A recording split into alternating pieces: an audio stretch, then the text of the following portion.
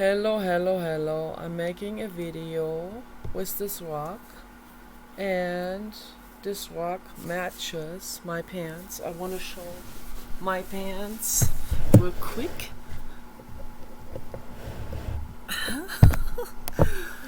Here are my pants, and here's the rock.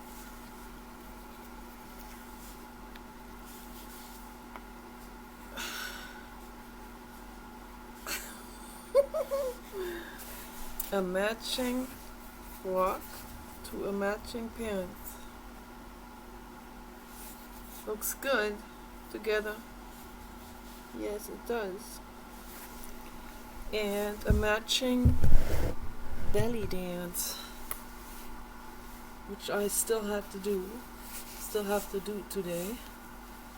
And I also have to go outside into the rain, and I have to get grounded with my bare feet in the greenhouse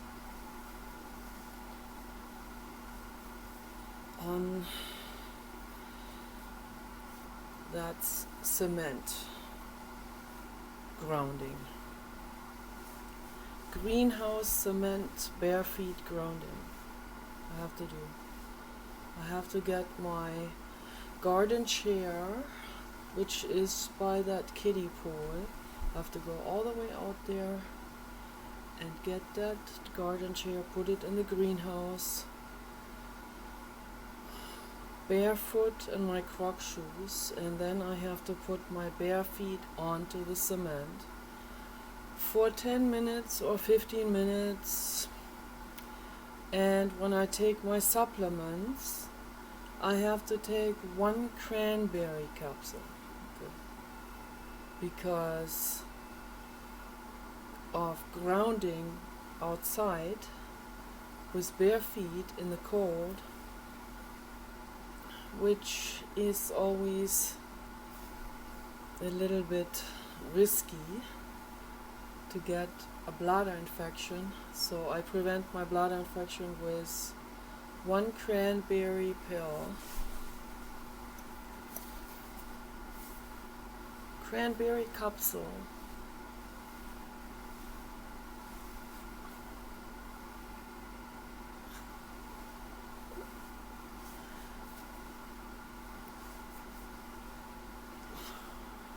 And that works really well. And grounding is really important for our health. Really vitally important.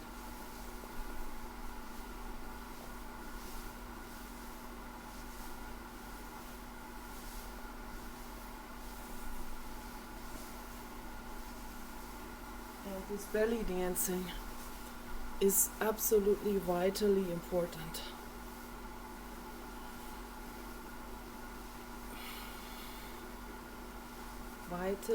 Vitally important for our health. Yes, for you too. If you are a hacker, or if you are a truck driver, I highly recommend this to you, to do this. And that will not make you unmasculine, okay? It will strengthen your fat guts, okay? I'm telling you, it's the truth. I know this from first-hand experience. I know that my guts are big, but I know that your guts bigger. I know that, because you already said it. You said you're 250 pounds. Man, that's heavy. I already know your guts are twice as big as mine. So do this exercise every day. It will help, okay? It will make you healthier. And quit all animal products, okay? Quit it all. Quit all animal products right now, at this moment. quit it all. Your body will heal, okay? Quit the alcohol, quit the drugs, quit the pharma, quit the toxins. Quit all that terrible stuff, okay? This is a real excellent exercise anyone can do. You don't have to have a treadmill. I don't know, I have this tendency to rock myself sideways even if I sit on a chair, and I have broken chairs that way. Particularly office chairs. I go sideways. They usually go like back and forth like this, way back and forth. And I sit on it and I go like, oh, and it creaks and screams. And Paul gets upset. He says, "You're breaking the office chair." My God. And luckily the office chairs did not break, but obviously they're not designed for sideways rocking. But it's time it's about time that someone designs an office chair where you can rock sideways with it back and forth, way over, like way over. That'd be so much fun. In all directions. But it's much better to do the standing up and moving your spinal cord like this, like a fish. And I researched this and I read articles on this where people said that, obviously we evolved from fish and underwater flukes. And so our spinal cords, they should not be sedentary. They should not be always just in one rigid position. They need to be moving. And they should be moving like a fish in the water, like this. And that's really good. That's really good to do. I try to remember to do this. I'm not doing this enough every day. I do this a little bit and then I go like, oh, I got something else to do. I gotta take care of this. Okay, take care of that. And then I don't do this enough. I should be doing this for an hour every day. Okay, 1 hour. 1 hour would be absolutely perfect. And people think there's something wrong with twerking, but the twerking movements are extremely good for your whole body. Not just for women, so people always think this is naughty or something, or too sexual. First of all, nothing is too sexual. Okay, we're sexual beings. And the word naughty needs to be recycled, please. Okay? Together with the word evil and devil and all of that bullshit. Needs to be recycled. We don't need that kind of judgment and these kind of ideas. They come from religion, and as Friedrich Nietzsche said, the Christian, he particularly had the Christian religion in his crosshairs. So coming from Northern Europe, he's actually from, I think his parents are from Poland, and back then it was different with the borders. So part of what belongs to the Eastern European countries has become Germany, and it switched back and forth. But you can visit the Nietzsche house. It is in the northeastern part of Germany, but it used to belong to the Ukraine, I think, or Poland. But he grew up speaking German already. But they had the Lutheran, the Martin Luther, the German monk, the Lutheran Christian religion there. That he grew up with this. He was like 6 feet under in that religion, So, and his father was a preacher, pastor, or something of a church. He was supposed to take that seat. He was supposed to step in his father's footsteps. He read that terrible scripture, the Bible, from the beginning to the end several times over, and it made him mad.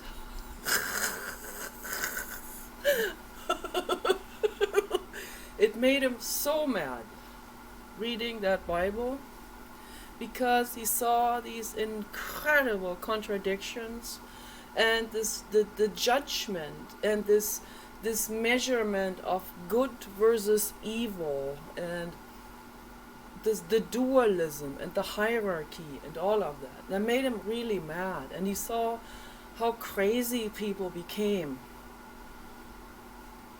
growing up with something like this, and with Sunday schools where they're being drilled this ridiculous stuff that contradicts itself all the time on top of it. And it made many people crazy. It even told people not to question things, and that's like really bad. So he really went against all of this, and he said all of these things, they need to be shredded. All of these ideas, even the ideas that we have about ourselves, need to be shredded into pieces. And I want to get more in depth in this video about this very subject, because last night when we came back to this house, and today I was sewing upstairs. It's getting dark already. I have the disco light on. It's pretty neat. So I was sitting here on the couch for a long time, reflecting on my own mental illness, which is pretty bad. Always so bad that I'm always at this very... I always get pushed to the very limits with my own mental illness, where I feel like, is it worth it? That's the question that comes up a lot. Is it worth it for me to endure one more day of this? Or should I just, overdose and be done with it? Well, that question comes up a lot. And I'm not a god level soul, or maybe not even those, but a Buddha level soul. They're advanced enough, like Bomjan and like Greta Thunberg and Elon Musk. Those are Buddha level souls. Okay, they're beyond that. They're beyond suicide. They go through whatever there is. They go through it, and they give their absolute 150% all. And they will not stop until the very end, if the circumstances in their lives push against them. They don't go like, let me lean back, like some whiner and complainer like myself, lean back and say, what the heck? Is that worth it? Let me weigh this off. No, that thought wouldn't even occur to them. They're so advanced. Okay. Jiddu Krishnamurti was the infinite incarnated, the infinite cosmos, incarnated into a human. And he he grew up with the absolute worst, in the worst possible poverty in South India, with a father who was beating him and his brother. They were beaten in school. They were beaten down physically and psychologically, almost starved to death, rescued in the nick of time by Annie Besant, who was at that time the head of the Theosophical Society. They had set up a facility, they had set up a center there in South India, and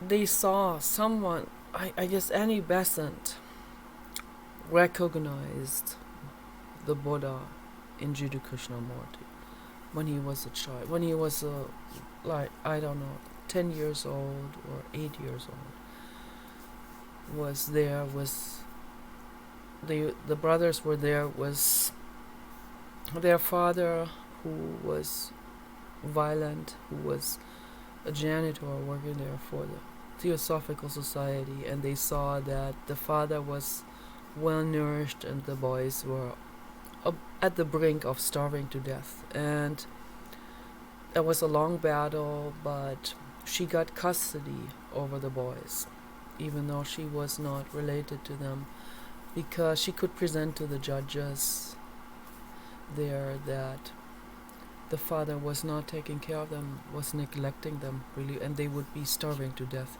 if they stayed with the father.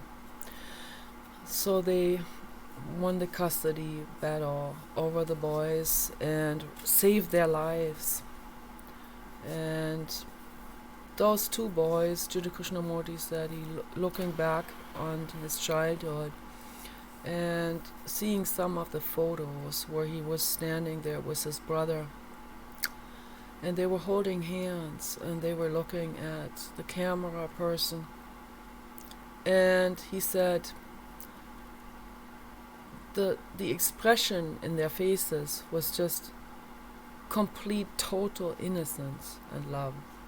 There was no self or identity, ego, brainwash, society role play or whatever. They were just themselves, loving, with compassion for each other. And that's very pure and very wonderful.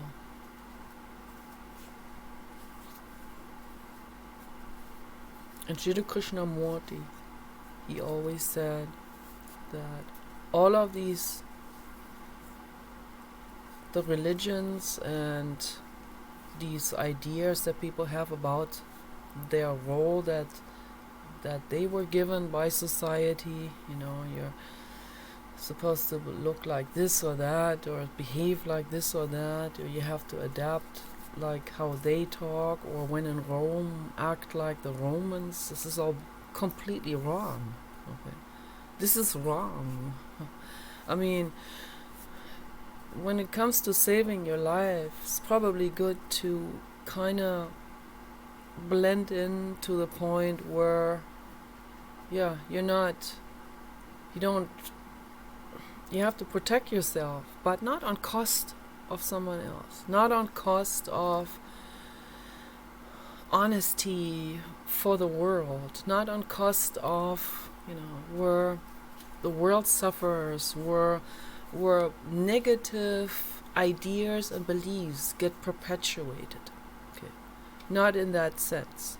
Okay, so each person is responsible of questioning their society, of questioning what they grew up with, the kind of ideas about their role attribution, or how things are supposed to be done, and how this religion dictates this or that food or behavior or whatever, and often food on cost of other living beings. And that's absolutely horrific. Religion perpetuates suffering, and it needs to be recycled, it needs to end. Okay? And every single person is responsible for that. Every single person must contribute to this process of healing this entire world that we live in. This is very, very important. And sitting here in contemplation on the couch, thinking about my own mental illness, I am not a god, I am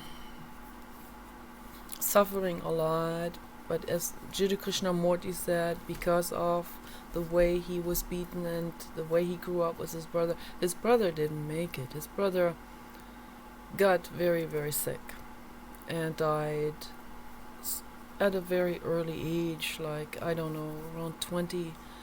And this loss of his brother, that really made him suffer so infinitely much that there's a biography about him.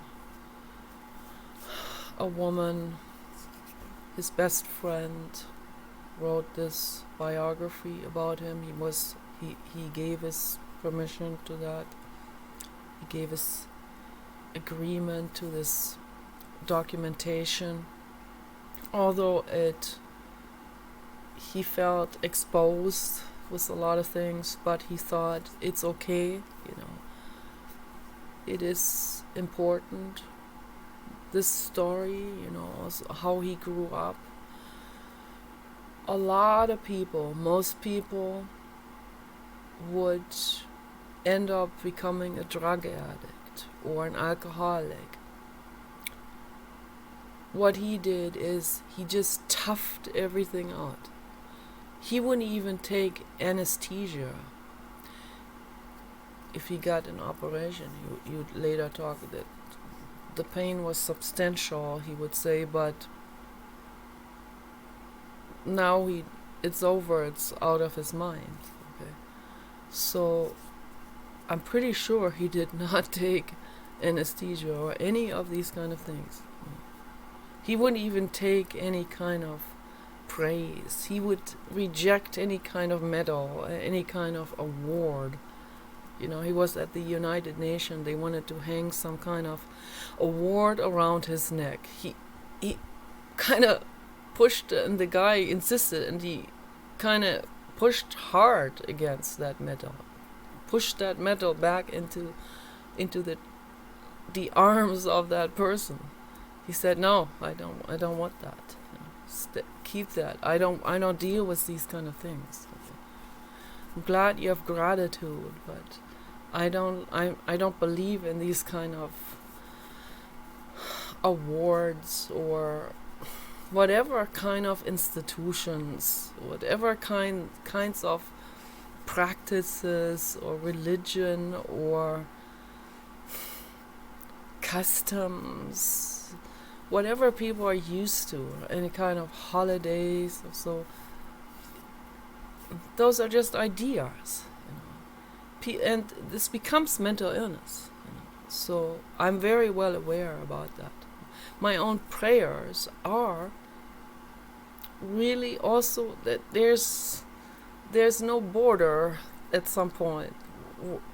I can't really say where does the prayer end and the OCD begins. So it is also OCD.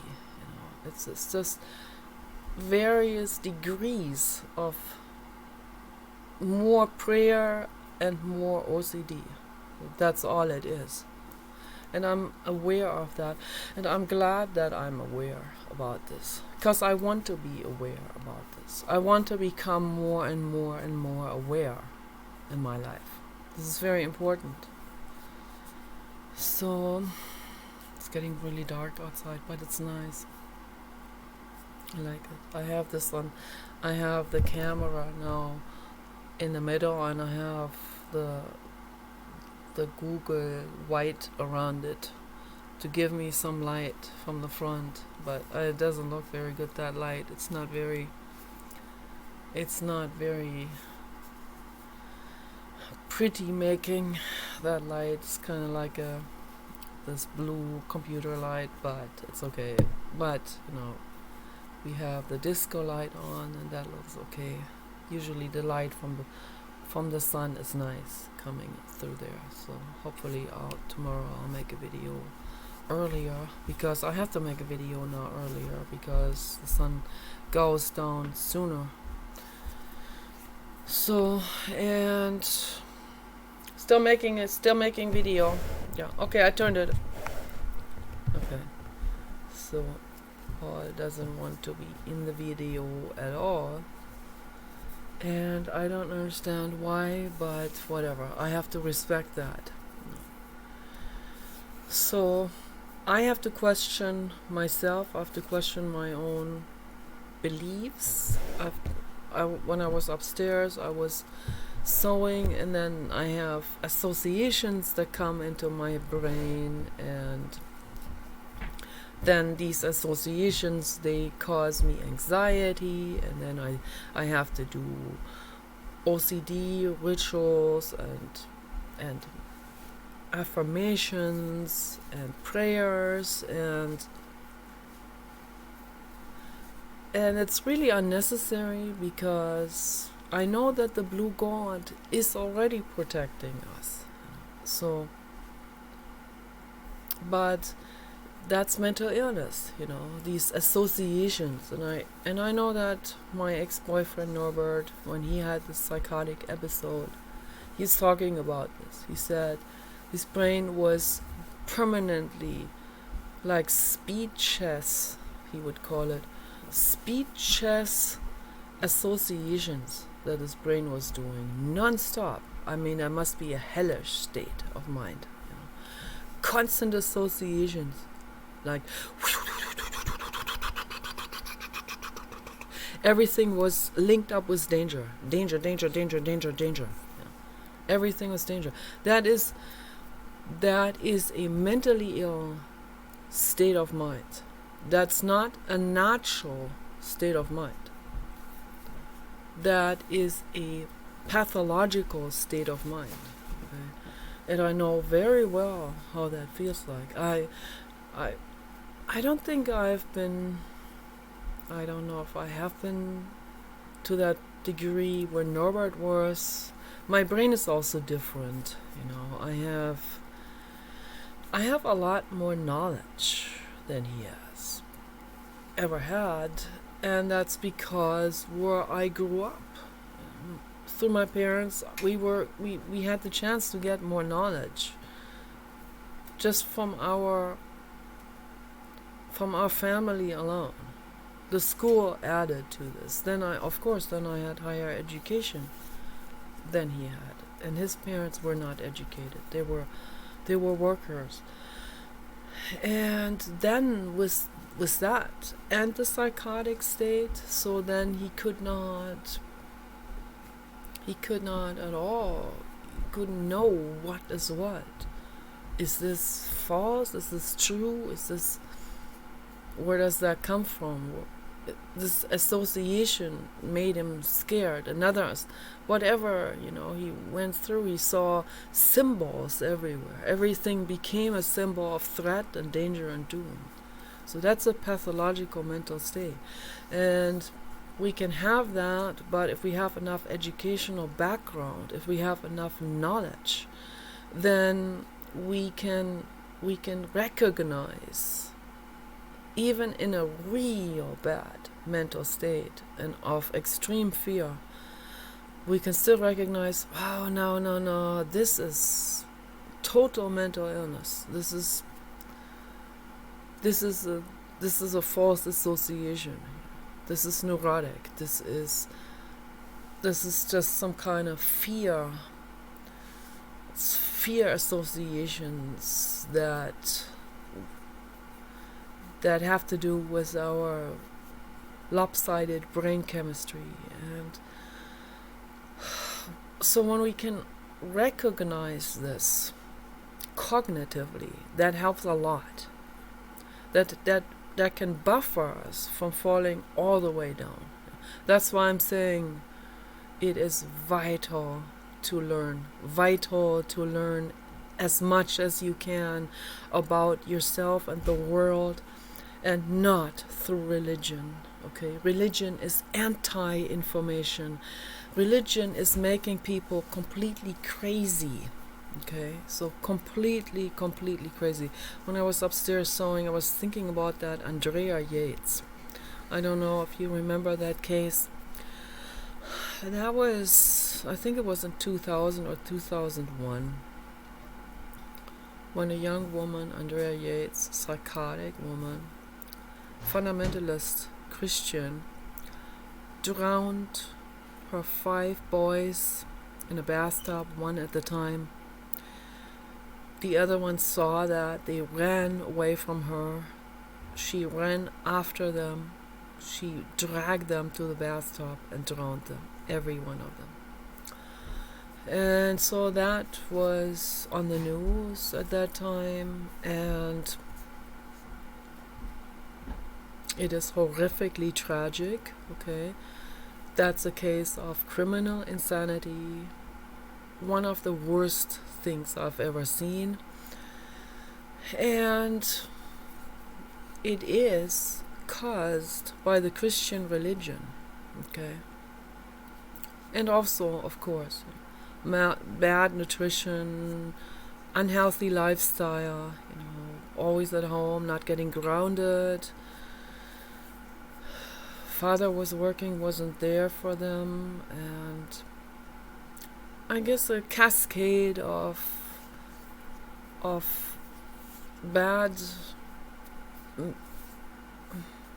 mentally ill, causing lifestyle and situations and childhood trauma, of course. But the Christian religion, that was a real big influencing force, was this, because she believed in child sacrifices, learning that from the Bible, from the Christian religion, and Old Testament, and the cruelty of all of this, and then this fear, this threat, of whatever these people were that were about to sacrifice their child. And they feel pressured, they feel like they need to, and this also was really severe and institutionalized in South America throughout history, okay? They have thrown their beautiful children into volcanoes to appease gods. Religion makes people criminally insane, okay? This is the truth, and that's why I talk about this a lot. In regards to abortion, that's another thing again.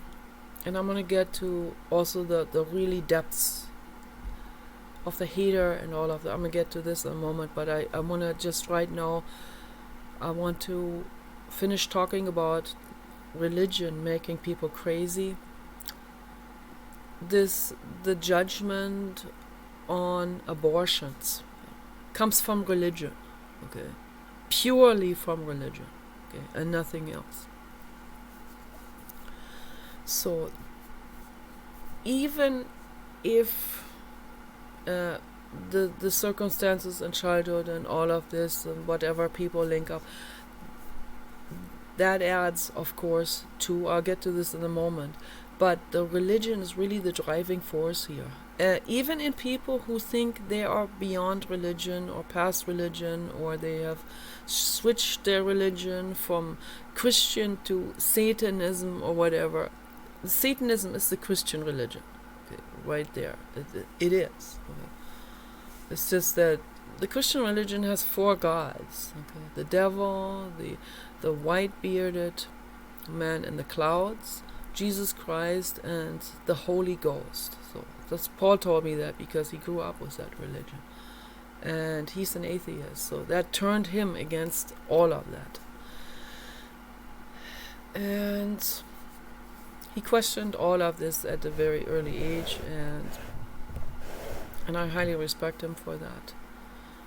And his father was a minister in that his father ordained that Tony Alamo And a lot of people heard about that story, and that didn't end very well. Okay, so absolutely horrific. His grandmother was really big in this, and they knew all of these evangelistic TV preachers, and his mother hated all of them. His mother was a good person. She saw through those people. She saw how psychopathic they are, okay, and how they use that for their own egoic, for their own egoic aggrandization and fame and profit and taking advantage of other people. So, and she didn't like that because she didn't take advantage. His mother Betty never took advantage of people. She was the giver. Okay, so that's genetic, right? That's genetic for sure. Okay, even though she grew up in that same religion. So then later she started questioning that religion because it was even though she didn't want to question it, but she couldn't.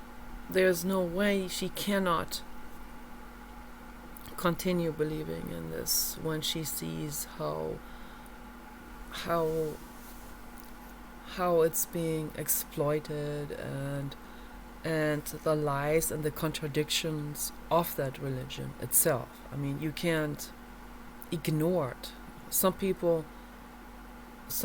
pathologically detach themselves from the obvious contradictions because they don't want to see it. But that's all pathological. That's all mentally ill. But religion is a big driving force in all of this and going against abortions and all of this. With abortions, of course, it is obvious that it becomes pretty critical when someone does a late-term abortion. Of course, that being is way, way more developed then, right? So I had larvae state abortions. I had 3 of those. They were like this small, like a maggot, like a wasp embryo. I saw wasp embryos once. There was a nest that came down, and that's exactly how they look. They look like larvae, white larvae. Not with limbs and fingers like the Christian people. They made a Play-Doh figure, a little Play-Doh figure, and then they put red paint over it, and then they took a photo and they said, "This is what you're killing." This is a total lie that was all made up.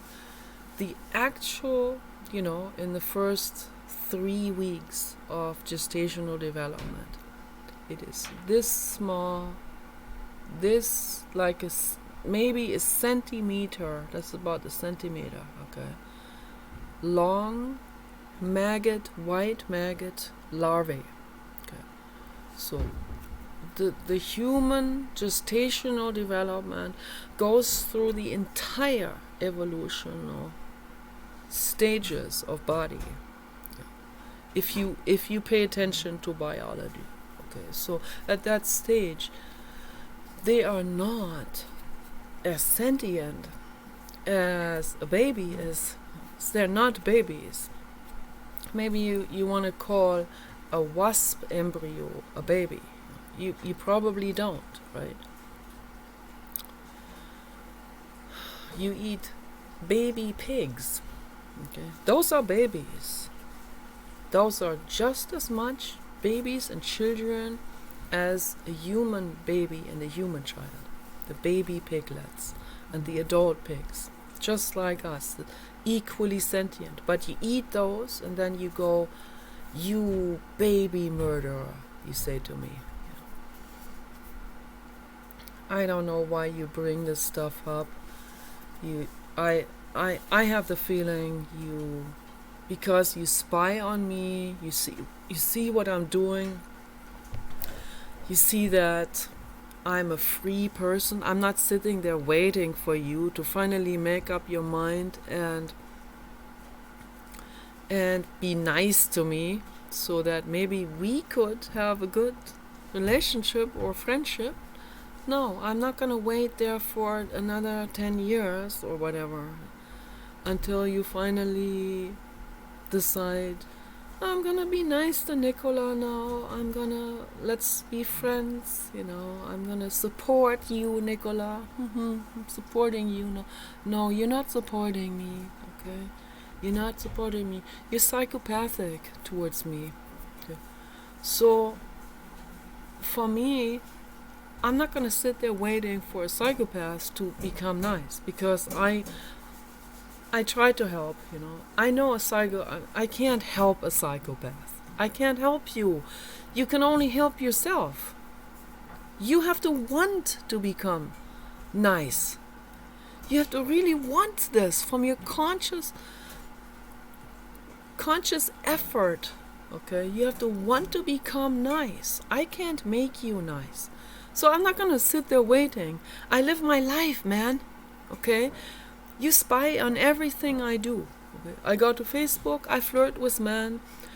There's tons of men coming and going, and particularly going again, and because I am not interested in most of them. Okay, so there's one I like, Philip. Okay, I like Philip, but we're just politically too different. So. And I make him mad, and then he doesn't talk to me for several months. Okay? It's okay, it's alright. I'll talk to him again if he wants to talk to me again. But obviously, I'm not gonna be sitting here waiting for Philip, to decide, I'm gonna be nice to Nicola now, I'm gonna be tolerant to her political views. No, I live my life. I flirt with men, I go on Badoo, I meet someone, if I see someone in the chat room like Pat and we hit it off as friends, yes. So I don't know what can develop out of this later on. There's 1,000 millions possibilities, right? But Pat's a smoker, so that's an issue for me. So I met another guy on Badoo, really cool, really sexy guy. Then, bro, what do I see? He's a smoker. Okay, I said, I'm so sorry to disappoint you, but I have OCD with that. And that upset him, and he was kind of mad.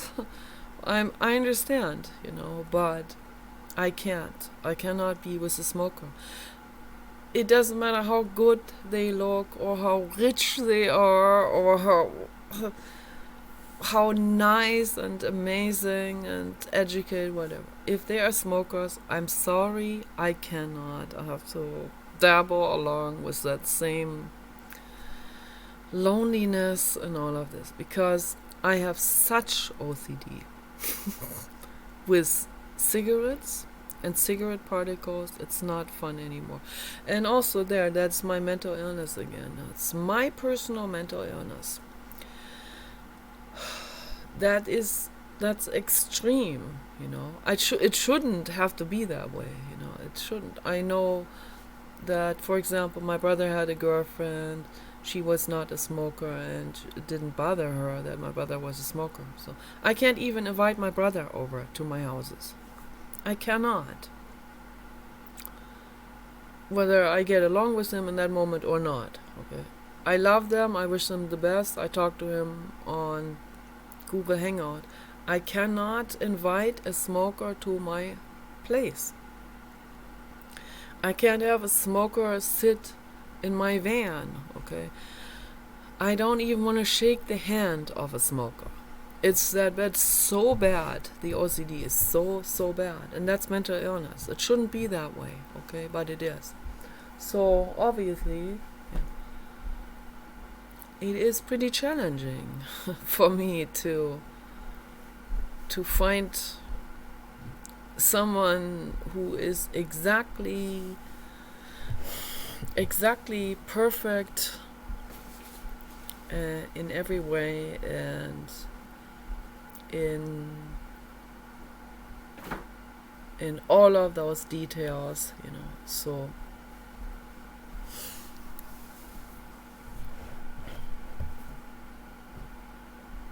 I can't have a smoker, I can't have a psychopath, I can't have someone who is intolerant to my worldview, my political views, my political activism. I have to have someone who is in full support of what I do. Okay. And it's not about I don't tolerate anyone who doesn't agree with me. That's not true. I don't block someone because they don't agree with me. I only block people who become abusive and violent. Okay, and not even those. I'm even very lenient with those. Okay, extremely forgiving, and I don't like that word, but extremely liberal. I would use that, maybe, I don't know. Extremely tolerant. I'm extremely tolerant, okay, to a very large degree. Okay, but there comes a point, at some point, when the abuse is so bad and the violence is so bad that I have to block them. Okay, that's just how it is, and I do this out of self-respect. I do this to protect myself, because I love myself. I don't want to be beaten up with words. I don't want to be battered psychologically, be made to suffer and cry all the time over that. I want to heal, I want to heal my mind. I'm not going to sit here, wait for someone to become nice and to start talking to me, start showing me support, start showing himself, in a video conversation. I can't sit here forever. So I talk to other guys and all. So there was one man I really wanted, Austin. He showed himself. We had actual video conversations. But I guess it's because he's young and he's not afraid. I guess he's not afraid. He's not even afraid of being rejected, I think. Because he doesn't want women, he wants men.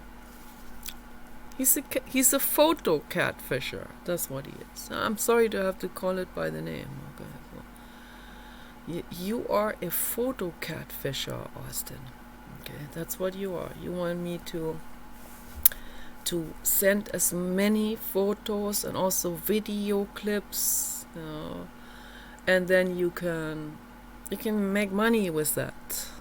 You also were thinking about sending me to NDAO, so the human trafficker. I see through all of these things. I'm psychic enough for that. Thank goodness, man. Thank goodness. And the reason why I don't hate Austin is because I think that he is doing this to support a drug habit. And he's completely out of it. His mind is not attuned to another living being anymore. Okay. So he does that. He lures women in and he sends them to NDAO or whatever that guy's name is. That big black muscular sex slave operator, sex slave ring, human trafficking pimp. Okay, and he gives him certain percent or certain amount of money for that, like maybe $1,000 or $800 per woman, and then he'll go and try to find another one. These things are going on. Whether it's actually happening with Austin or not is secondary. These things are happening, and they are happening massively. Okay. And this is also particularly happening on Facebook. That's why we had this scandal recently about it, where the woman was whistleblowing and saying, "I've seen enough. This has to be exposed." Okay, good for her, good for you, courageous. She put ethics over her own money and her own management work at Facebook. That's the kind of people that we need in this world. Okay, we need whistleblowers. We need people who put ethics and love and compassion and protecting other living beings above money and market perpetuations and so on. So we desperately need people like this. So, but I also want to get a little bit deeper now into, I'm already talking for a very long time, get a little bit deeper into this thing about abortion. So now, from what you have said on the internet, because I don't forget what you say, particularly those very serious things, when you said that your mother tried to abort you. Okay. I don't know whether you're just trolling or you're just lying or just constantly making things up, because you are a habitual liar, hacker. Okay, you are, and you know it. So I don't know what to believe. I don't have no idea how you look like. You have 1,000 different photos of different people. I don't know. I doubt that you ever showed your actual photo, because you don't want to be exposed for the hacking that you're doing.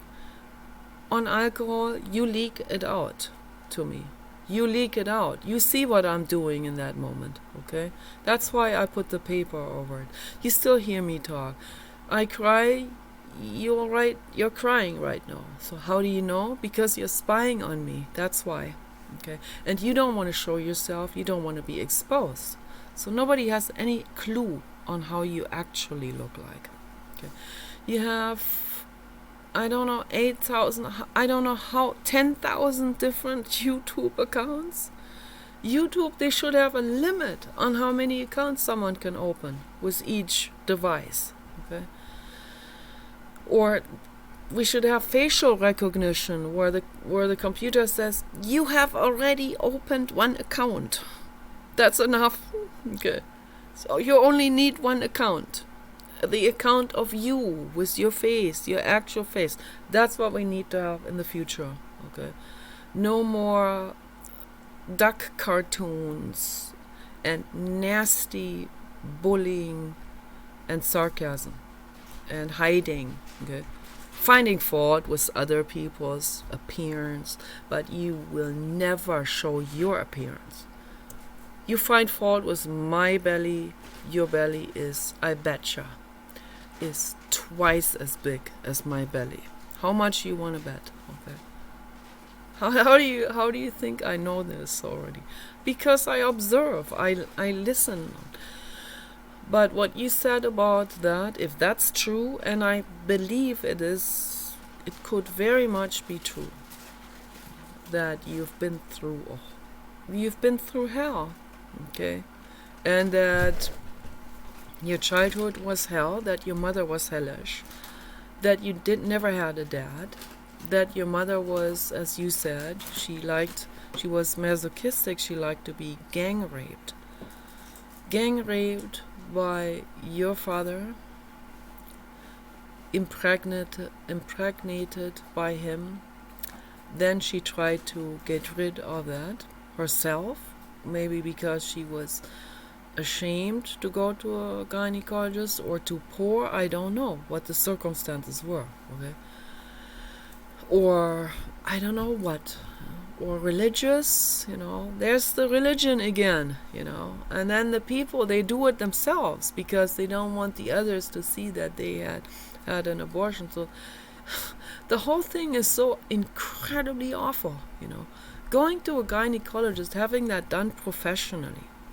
Well, that's one of the very few things that that I am in support of with the medical industry, okay? Because that's necessary, you know. You can't get rid of that thing with diatomaceous earth.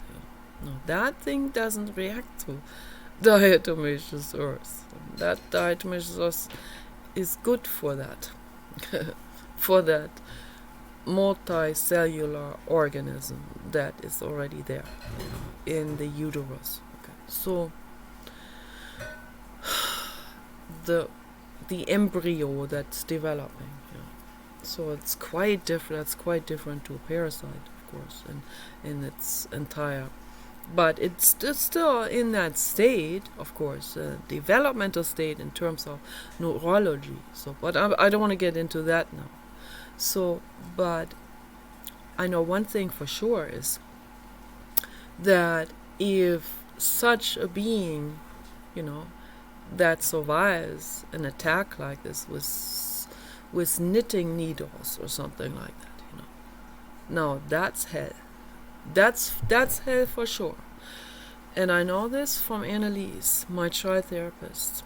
She said that her mother, who already had 2 girls, was pregnant with another one, did not want to have her, did not want to give birth to her, wanted to get rid of her. And I don't know at what stage, but she said that in primotherapy, she went through all these stages, into birth and all of that.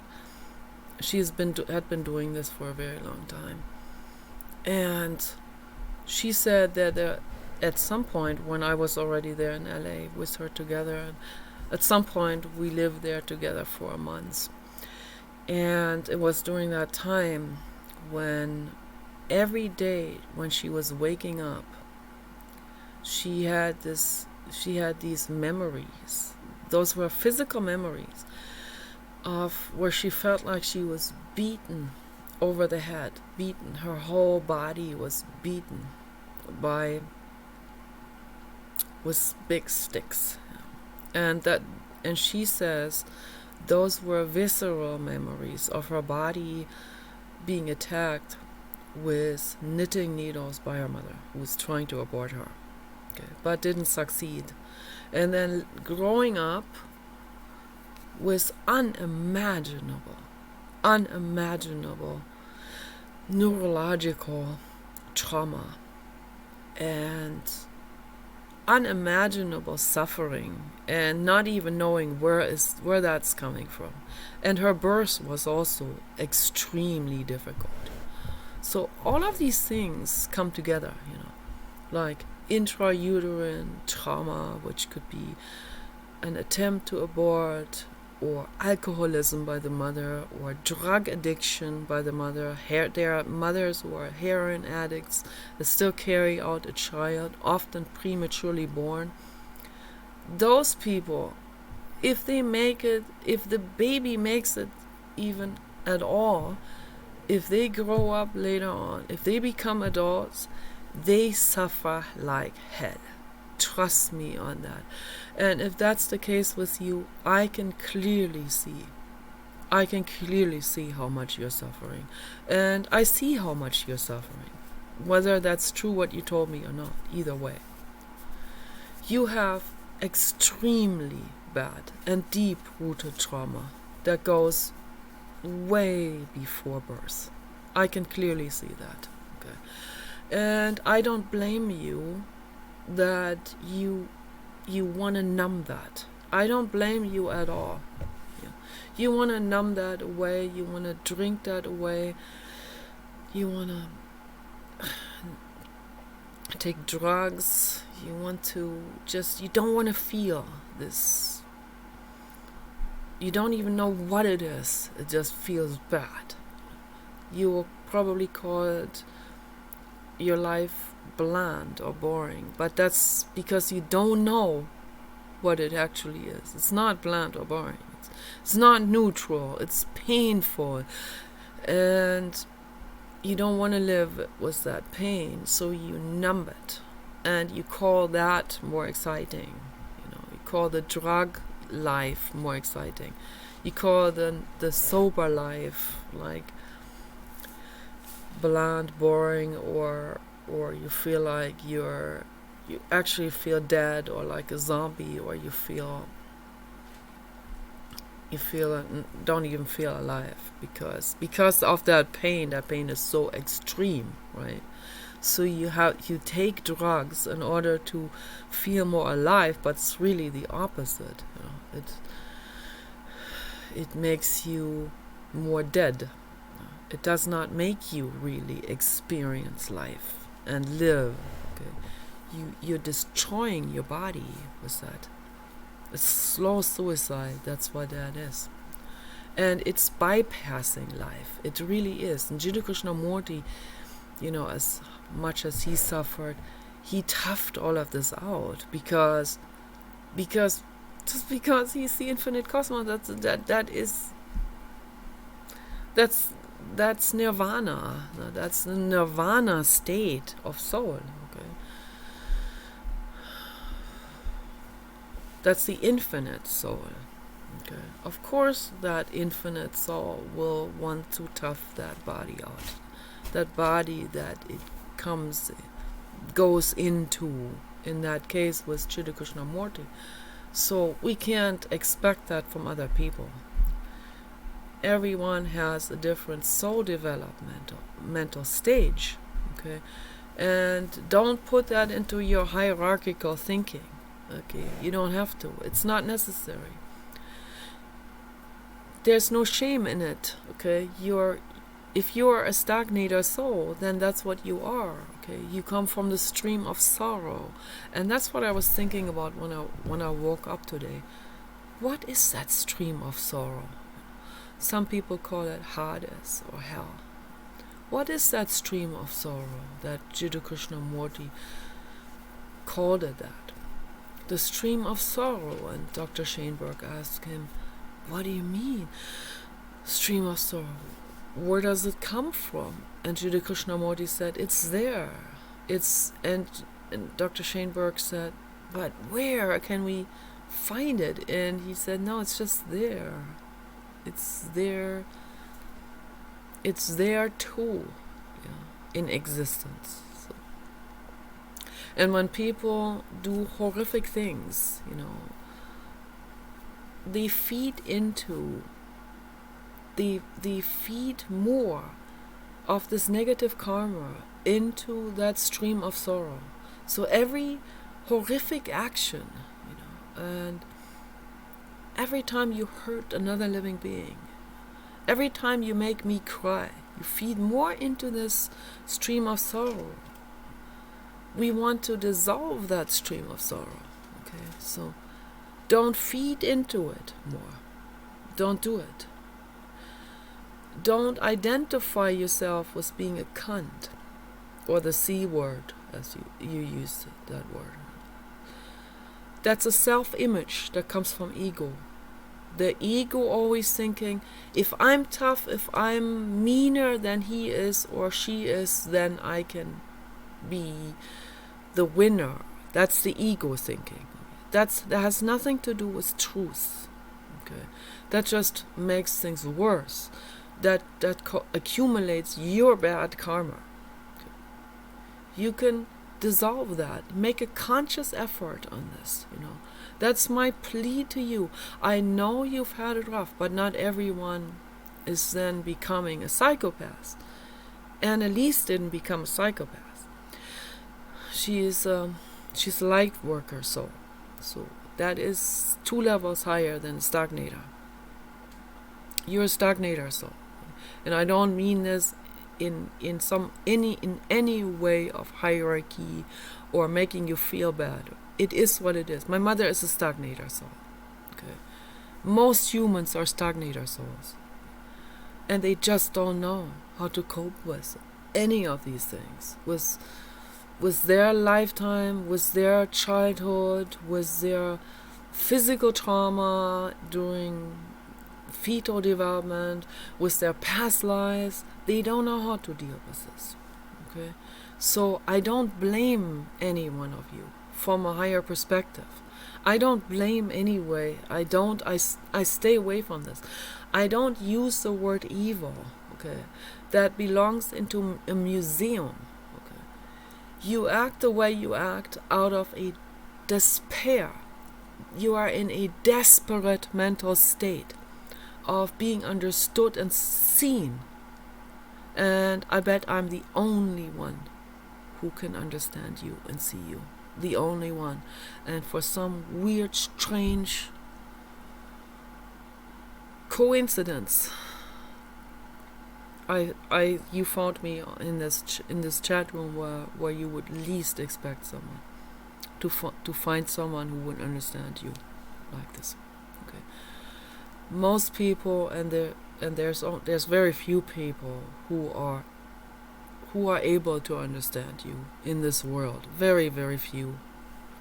Maybe 100, maybe 500 in the whole world, okay, who would be able to understand. Not from a liberal shit view or whatever. No, who really see you.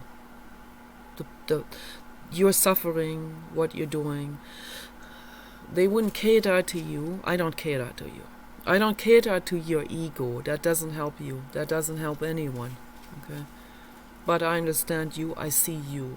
I see that you suffer, and I want you to know that. Okay? And this has nothing to do with dating. Okay? I say this as a friend. Okay?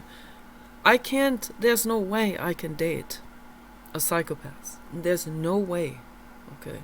And you should understand that. Should understand it. Make an effort of understanding this cognitively. Okay? I tried. I offered you love. Okay? You trampled on it. And you did it because you don't know.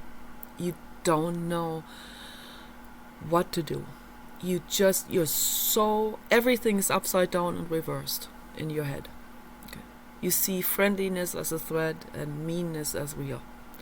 Because you grew up with meanness.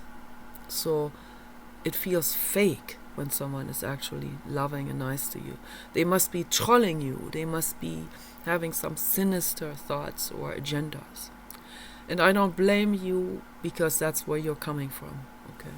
And it is rare to find someone who does not have some selfish agenda up their sleeves, So I don't blame you at all. So most people do.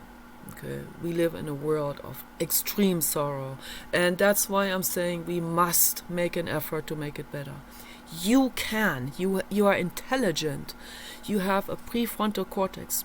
Practice. Use your prefrontal cortex. Don't do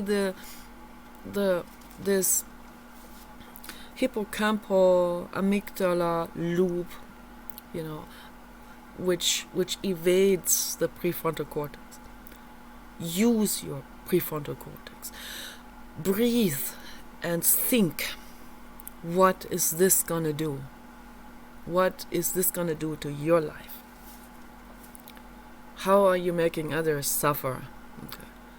So how is that going to feed into the stream of sorrow? Okay. Instead of making the world better. It starts with you, man. You're important. Believe that. You, as the living being that you are, you're important. And I know the Buddha, the blue God, we love you, okay? We love that living being that you are. In whatever physical shape you come into existence, as a man, as a human, as a horse, as a dog, and you will come as all of those in the future. You will come back as a woman in your next lifetime. And it's not going to be fun, but it is there to show you, and that's karma, you accumulated it. It's not punishment. It's for you. Your soul wants that. Your soul is eager to learn, but don't take on too much at once. Don't do what the Mother Teresa did with that puppy dog existence. Okay, don't do that, because then it feeds into the stream of sorrow again. That causes other people's hearts being broken. Mother Teresa coming back as puppy dog, what puppy dog experienced, and me seeing this, it caused me a nervous breakdown. Okay, so take it on gradually. that soul development. Okay, we have time. We're not in a rush. We don't have to become more advanced so quickly. Okay, let's go through this gradually.